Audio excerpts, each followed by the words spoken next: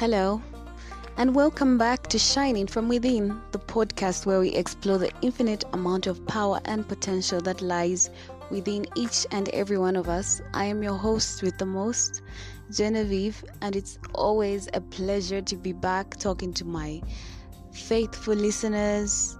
And today, I'm going to encourage each and every one of you to work on yourself.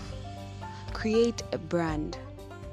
I think one thing that most of us growing up in an African setup, Zambia to be specific, have had to live through is the notion that education is the only key to success. I would like to disagree, because looking at the world and the age that we're living in, this is a technology-fueled age. It's an AI type of generation, and this is time to utilize and leverage what we have.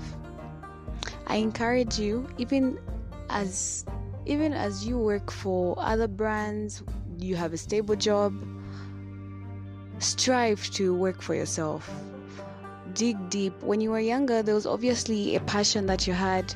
Could have been a passion for art, for fashion, for football. Of course, when it comes to athletics, age does play a primary part, but you could redirect that and maybe say you begin to invest in a coaching type of gig where you mentor and coach kids that you would want to develop certain skills.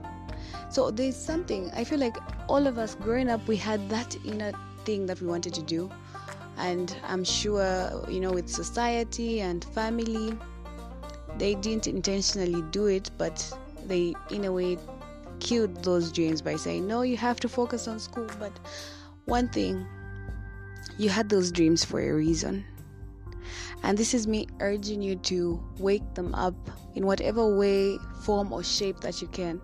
You might not directly do it or actively, but find a way to grow your brand. Work on yourself. There is nothing more sad than going back to, it's like the parable of the talents. You don't have to be spiritual or a Christian to know or to have heard of the parable of the talents.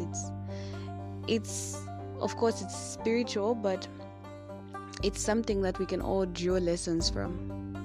It would be unfortunate to go back to your maker with the talents that you were given without having multiplied them. So I think what I'm saying is, dig deep.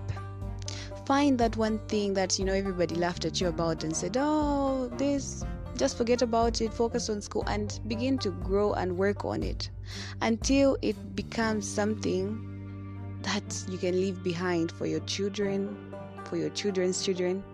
Most of these things are legacies that we take for granted.